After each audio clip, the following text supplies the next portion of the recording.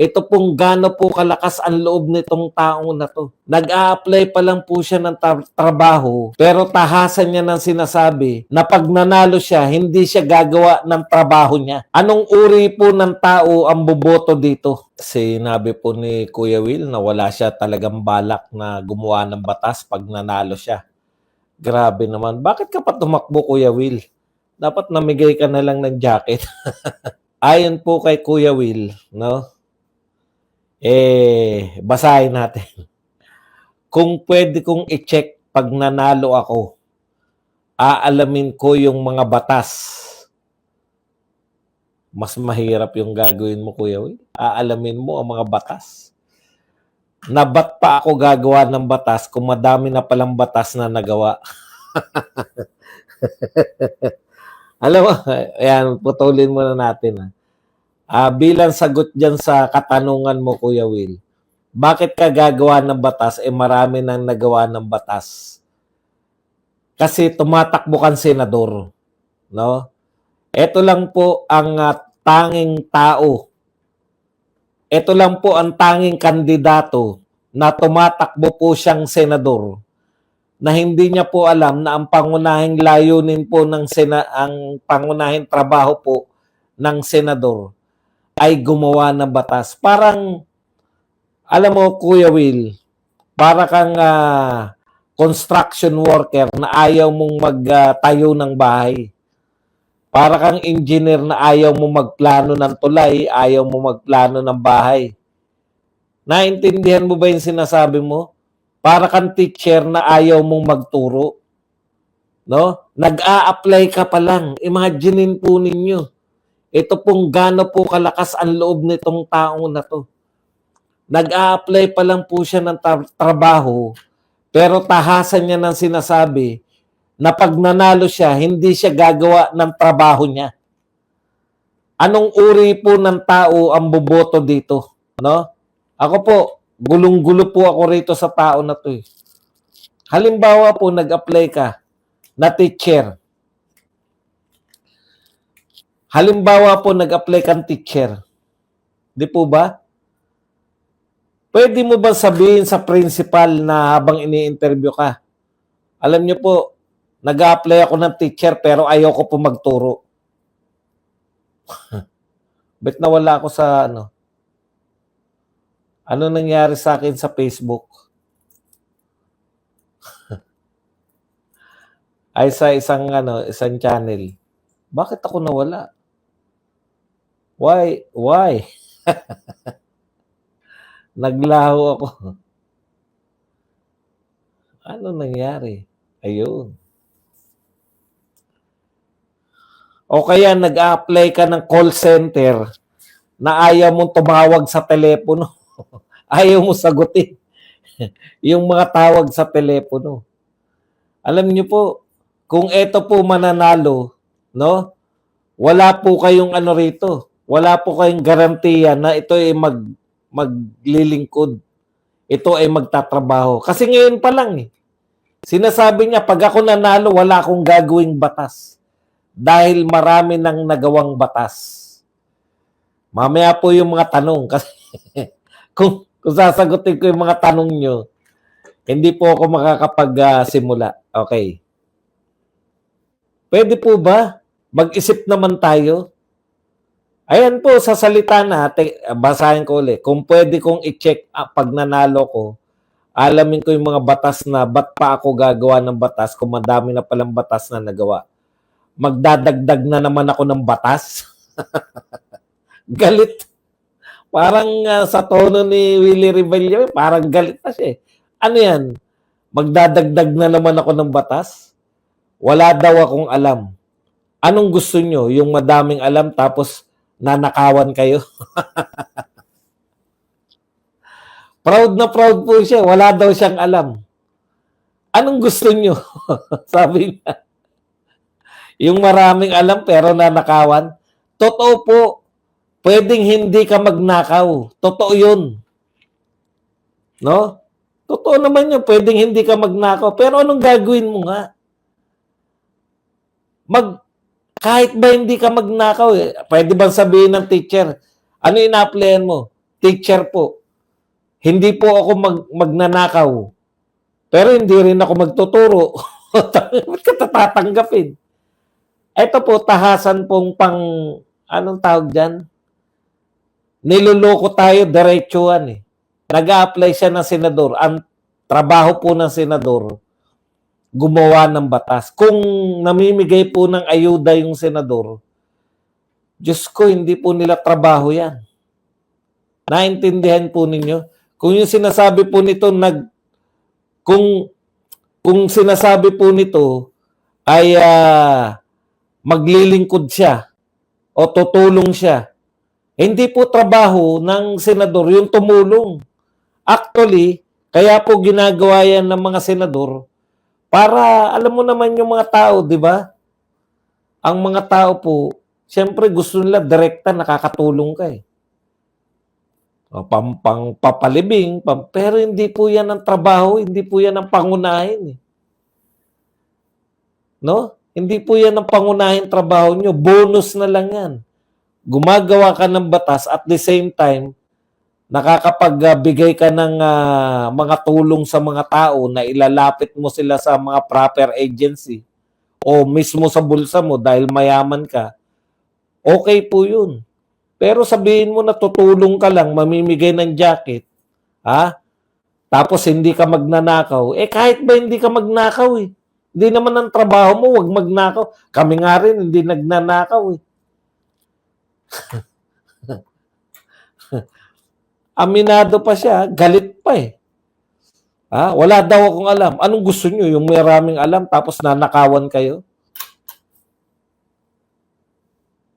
Dapat sa mga ganyan, tama Comelec, tama itong sinabi ni Amy Ricardo.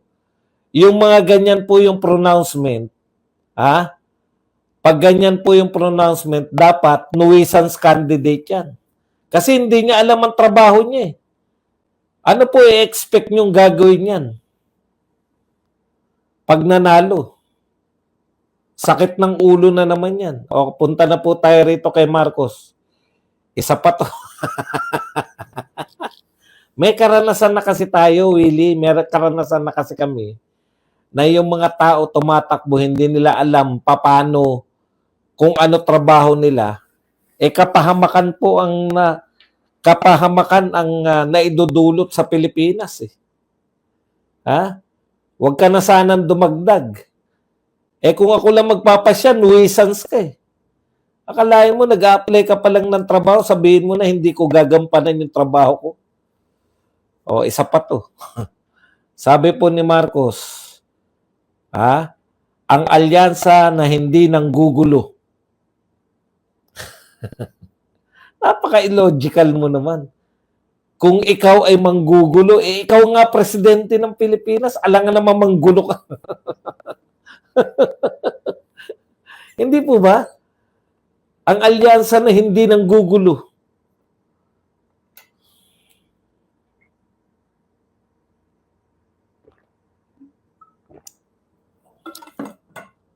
Ang gusto po namin bilang presidente, alam niyo, bilib na bilib ka kay Pangulong Marcos, no? Bilib talaga ako eh. Halos lahat po ng kampanya, nariyan siya eh.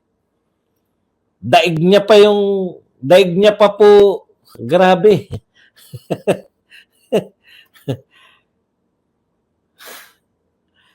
Daig niya pa yung campaign manager eh.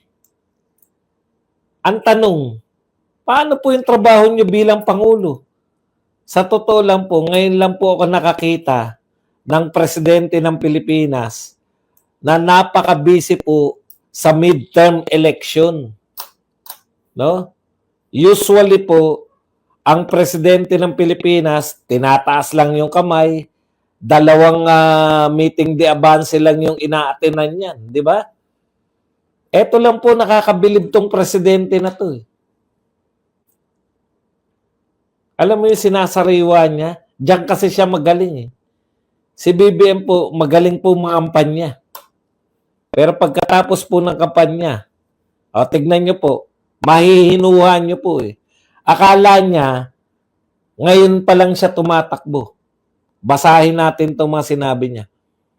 ang nais nilang gawin pag upo nila sa Senado ay hindi manggulo.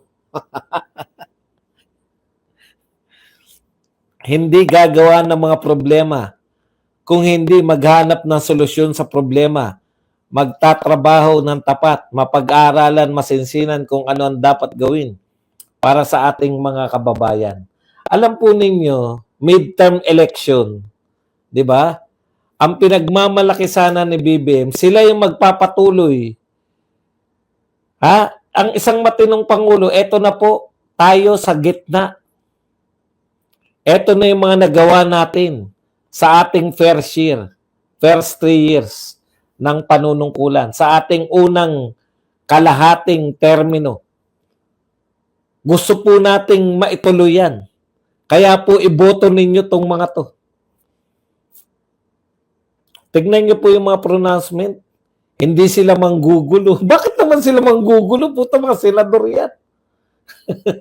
Meron po bang senador na nanggugulo?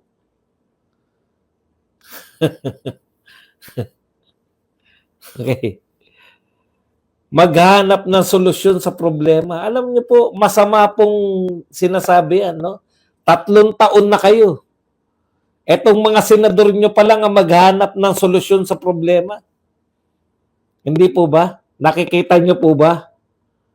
Mula po sa salita ni Pangulong Marcos, inaamin niya po na marami tayong problema. Halos wala tayong nalulutas. Kaya etong mga to, iboto nyo para malutas natin yung mga problema. Dahil hindi sila manggugulo, magagaling sila. Isang bagay lang po, ay 2 bagay po magaling si Marcos. Mangampanya, kita nyo naman, no? Halos lahat ng alyansa na rally, narin siya. Ang sipag. Sana sa pagiging presidente, ganyan ka rin kasipag. Kaya lang, ang sabi ni Amy, si Amy po to ha, hindi po kami nang huhula. Ang nagpapatakbo raw po ng Pilipinas ay hindi naman po kayo. Pinupuko pa eh. Hindi naman po kayo, Mr. President. Ang nagpapatakbo ng Pilipinas ay isang Romualdez. Huhulaan namin. Ito ba ay nagsisimula sa Martin? At isang Araneta. Huhulaan namin. Ito ba ay nagsisimula sa Lisa? Si Amy po yan. Wala kaming pakialam dyan. Ang sinasabi ko po, 3 taong ka na sa panunungkulan, paghanap pa rin ng solusyon sa problema. Alam niyo po si Pangulong Duterte, no? Hindi po nangangampanya. Nung panahon po ng midterm election, hindi po nangampanya si Pangulong Duterte. Pero 0 po yung kalaban. O, kayo po, Mr. President, kayo na nangangampanya. Delikado pa kayo. O, yung sa iglesia na lang, 8 ninominate ng iglesia, 5 doon kaalyado ni BP Sara. Napipinto po, ito po ha, kung malas po pag hindi nanalo lahat ang Duterte. Pero tinitiyak po namin na majority po ng papasok na senador ngayon galing po sa Duterte. Malas na pag hindi namin na-straight yung Duterte. Kasi ibig sabihin yan, may mga bumoto kay Bongo at kay Bato na gustong yung winning according sa mga survey. Pero Mr. President, hindi po ba nakakahiya naman yun? Kayo na mismo yung nangangampanya. Kayo na mismo yung nangangampanya sa mga alyansa bets, pero mukhang majority pa rin makukuha namin. Baka swertehin yung isang independent si Willie Revilla. Oy, wag rin po kayong pakakampante diyan kay Willie Revilla eh. Natatandaan nyo nung nagsimula po yan. Nanawagan po yan kay itinanggi niya po na siya po ay inendorso ni Tatay Digong na itinaas yung kamay. Ano sabi niya? Nangawit lang yata kami noon kaya nagtaas kami ng kamay. Kita niyo na. Itinatatwa na agad. Ha? Itinatatwa na agad si Tatay Digong. Nangangampanya pa lang yan. Ha? Isa pa. Nanawagan yan eh. Hindi ko makakalimutan yung ginawa niyan. Hindi ko talaga yan. Dahil nanawagan po yan. Teka, tignan nyo ha. Baka lumagpas tayo na alas 12, bawal na mangampanya. Hanggang alas 12 lang tayo. Bawal na po mangampanya.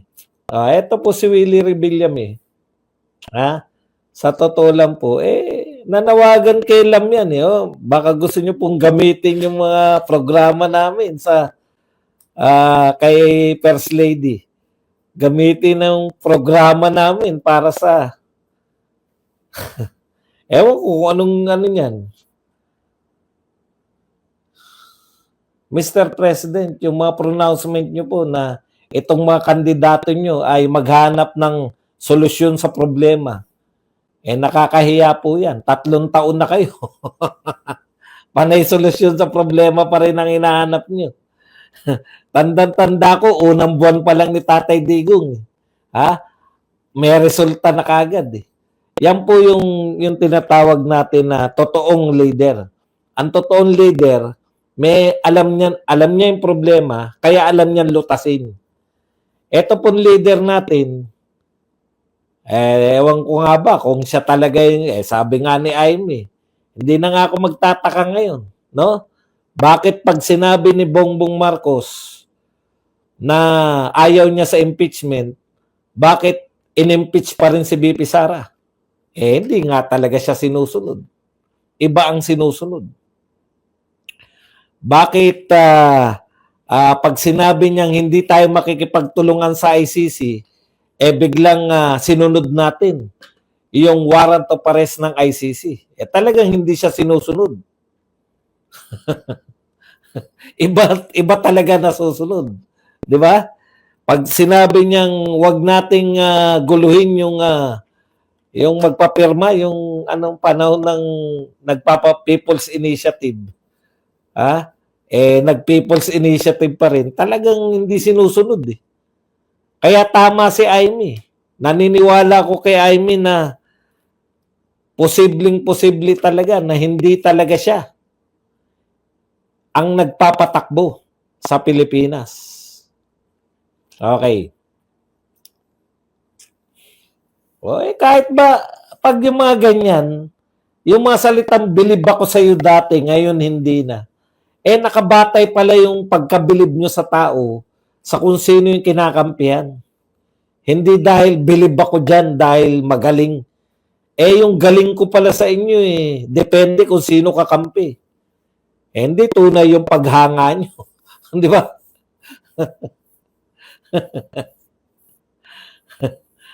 Bilib ako sa iyo pagdating sa boxing, pag sa politika, kung ano-ano. Di umalis lang kayo. Wala naman po namimilit sa inyo. Punta na po tayo kay Inday. Okay. Oo nga. Nako. Nabasa ko nga yan, Ma'am Tess Renon. Hindi ko na lang na-include dahil kapos na ako eh. Nabasa ko nga si Mabilog. Hindi ba si Mabilog yung isa sa mga nasa narco-list ni Tatay Digong? Kung hindi ako nagkakamali. Ngayon, advisor na ni BBM. Saan kaya advisor? Si Jed Mabilog. Hindi. Advisor ni Martin.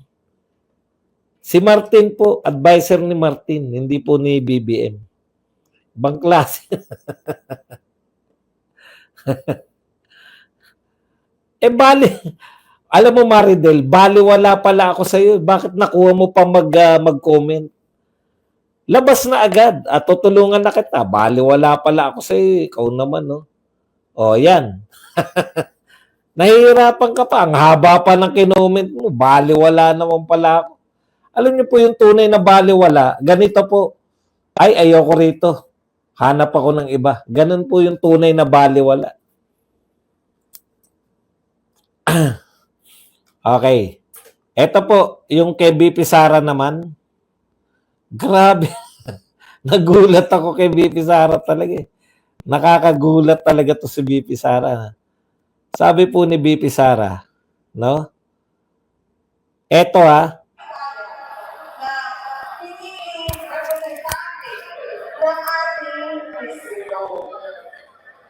Hindi po ba? Yung asawa ay may case. Narinig niyo yung sinabi ni BP Sara? Ha? Sa asawa daw ni Luistro. Si Luistro tong pinagano, no? Eto po, pakinggan niyo po ulit.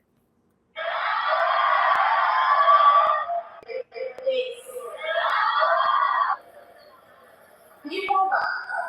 Yung asawa ay may case. Grabe. Yung asawa pala may rape case. Sino kaya yan tinutukoy ni BP Sara? Kunwari hindi natin. Sino kaya yung tinutukoy ni BP Sara? Meron palang ano? Ako po, teka muna. Ako po pwedeng kontrahin eh. Pero yung sasabihin nyo na wala kang kwenta para sa akin. Tinulungan ko lang. Nakakaawa naman eh. Pinagtsatsagaan na lang ako, nag-comment pa. Ano sabi ni BP Sara? May may kasong rape. Tapos, sinisingil niya, magbayad naman kayo. Ayan. Ibinunyag ni Vice President Sara Duterte na hindi pa nababayaran ni Batangas Representative Gerber Luistro ang 8 million utang nito kay Attorney Mans Carpio, asawa ni BP Sara. Grabe po, no? No? Congressman pa yan. Ang lakas mong mamigay ng ayuda diyan. Tampok na tampok yung sinasabi niya, no? Bumabaha ng biyaya diyan sa Batangas. May 9 million, ngayon naman 8 million. Uy, magbayad kayo bago kayo mang-away. Iba pa ba yung may 9 million na may utang? Ang lakas ng loob, no?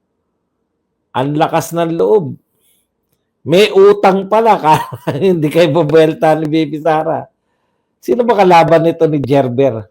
Malakas din ba yung kalaban nito? Nakita ko yung sa Cebu, no? Kala ko malakas si Cebu, Governor Gwen Garci. Pag natalo kayo sa Cebu, ngalingalan. Sa Davao po, kinocongratulate na po natin. No? Kinocongratulate. Tsaka ang sarap niya sumayaw, no? Kumakagat-kagat sa labi. Napakasaya. Napakasarap sumayaw ni Congresswoman. Siya ba yun? Hindi ba AI yun? Baka naman in-AI lang. Inano lang yung mukha ni Gerber.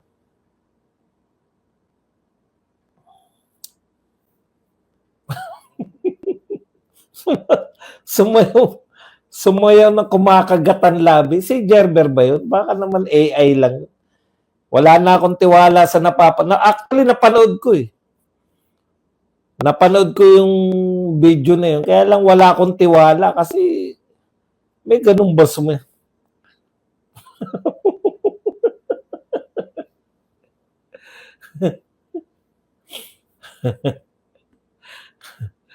Kumakagat-kagat pa sa labi, talagang may umaano pa yung isang mata. Habang kumakagat sa labi. Ganyan talaga.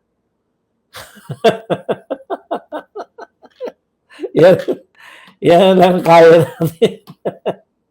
Yung pala may utang kang 8 million, magbayad ka naman. Grabe naman itong mga tumatapos yung pakinabangan si Mans Castro. Ang mahal pala ng ang mahal pala ng bayad sa mga abogado. Sa bagay, mga ano yan eh. Di ba? Yung mga Carpio,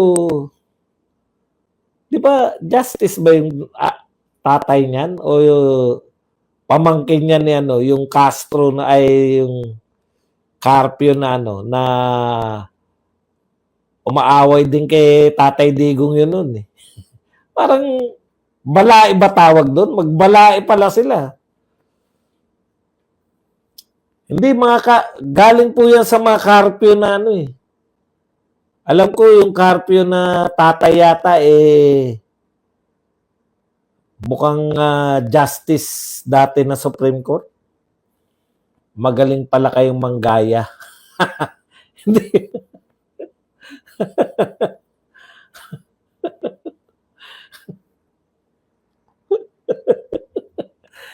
Talagang nabigla po ako, kala ko AI. Yung pala, Boss Bas, naawa ko sa mga meeting de Avance ni Abante, walang tao, anak niya ay paikot-ikot. Kaya ako masaya po ako sa nangyari. Sabi nyo, magbasa po tayo. Pasensya na kayo sa ano ha. Hindi po ako, babalik po ako, kaya kinakailangan lang nating magbasa. Wala na po. Yun lang po yung inano natin kay BP Sara. Pero dahil linggo po ngayon, ay Sabado po ngayon, magbabasa lang, gusto ko lang po magbasa ng mga comments sa atin para naman na maging masaya tayo. Yan lang po sa Facebook. Paalam na tayo sa Facebook. Parang may gustong magtanong kanina sa Facebook, baka sabihin naman hindi natin pinansin. Teka, sagutin muna natin yun.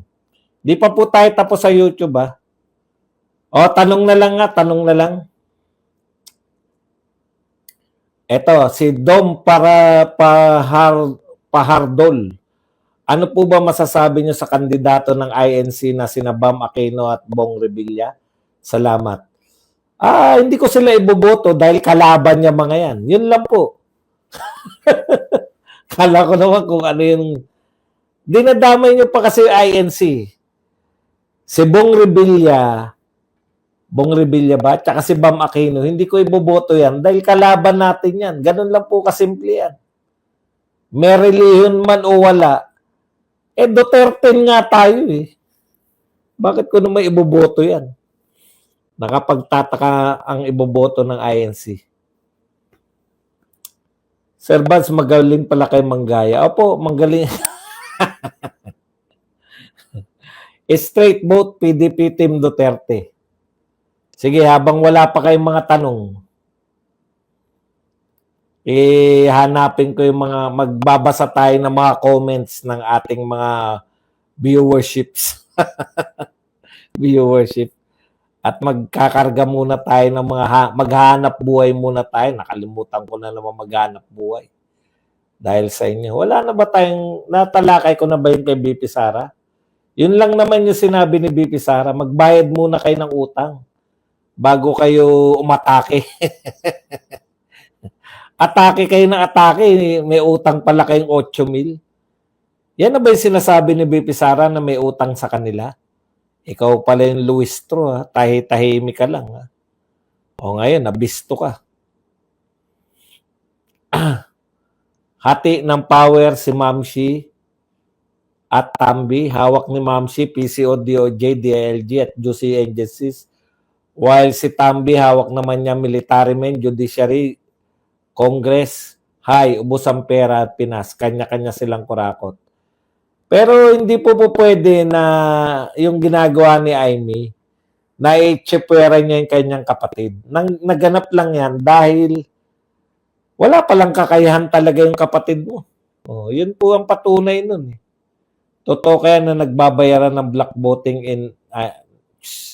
Alam niyo po, ito lang po ito, masyado po kayong concerned sa INC. Ang Pilipinas po ay binubuo po ng iba't ibang relihiyon. Di ba? Dati na po yung INC na meron silang pinopromote. Hindi ko po maintindihan bakit ano po yung problema ninyo sa INC. Kung INC po kayo, tsaka lang kayo magkakaproblema dahil kung gusto nyo iboto yung Duterte at hindi sinabi na Duterte nang iboto. Hindi naman INC no mo problema eh. Naintindihan nyo po ba yung sinasabi ko? Hindi po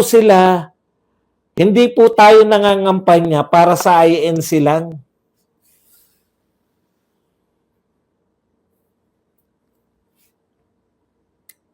Bakit nagpalit po ba kayo na relihiyon? Yan po yung problema ng pilit ninyong pinaghahalo sa utak nyo. Yan po. Kaya kayo na po prostrate. Ako wala akong prostration sa INC kasi hindi naman ako membro niyan eh. Kahit na anong itagubili nila, kung sang-ayon ako sa INC, susuporta. Katulad nung nanawagan sila. Nanawagan sila na magpunta tayo sa Luneta. Oh, sumama tayo dun. Ako particular, sumama ako dun. Wala akong problema, pareho kami. Gusto namin na wag ma-impeach si BP Sara. Ganun po talaga politika. Ang politika po, kung saan kayo magkakasundo. Hindi po pwedeng lahat ng gusto ko, gustuhin mo rin. Hindi po ganun ang pamumulitika. Ang pamumulitika po, sino yung mga gusto nyo, sino yung gusto namin, okay, magkasundo tayo dyan. Gusto nyo si Bongo, si Bato, o gusto namin si Bongo, si Bato, o di okay tayo, pareho natin boto. Ganun lang po ang pamumulitika. Hindi po kayo ay bakit dalawa lang, o bakit tatlo, o bakit lima lang ang iboboto nyo na kandidato namin. Hindi po ganun. Kandidato po nila yun, kung hindi po kayo karelihiyon, wala po kayong dapat problemahin dun. Ngayon, kung kayo po ay iglesia at ine-expect nyo yung inyong relihiyon na iglesia ay dadalhin yung Duterte, mamamoblema kayo. Kasi gusto nyo dalhin lahat eh. Gusto nyo rin naman sumunod sa iglesia. Kung hindi naman kayo iglesia, wag nyo pong problemahin yun. Dahil lang iboboto lang po ninyo, Duterte din plus 2.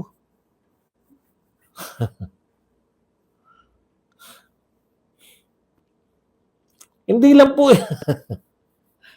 Ang dami pong relihiyon, ang dami pong tao sa Pilipinas, 120 million.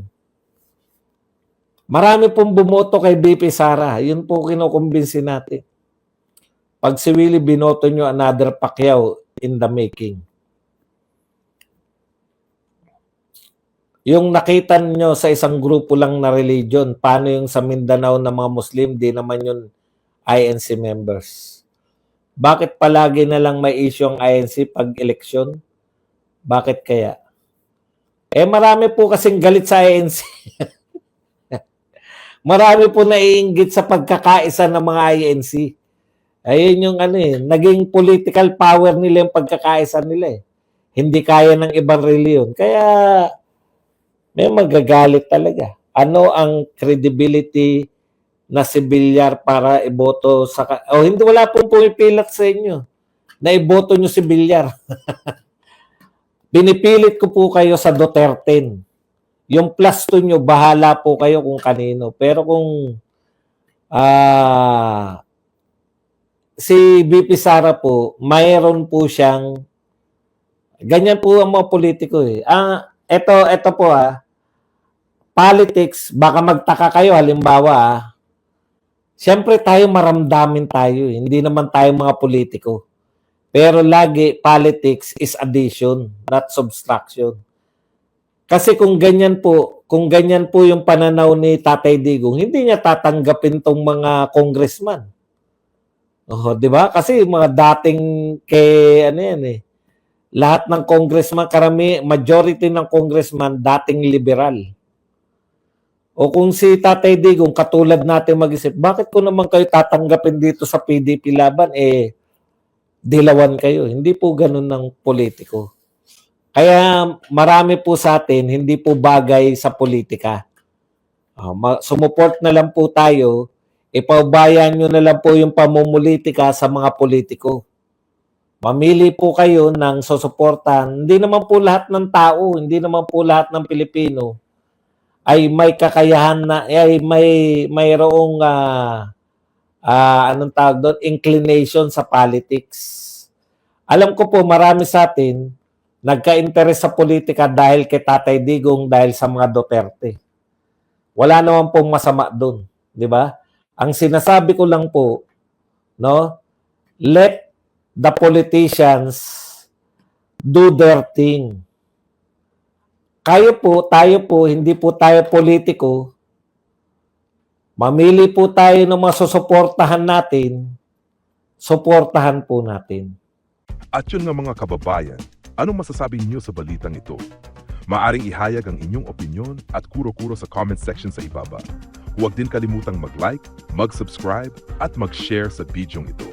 Maraming salamat sa panonood.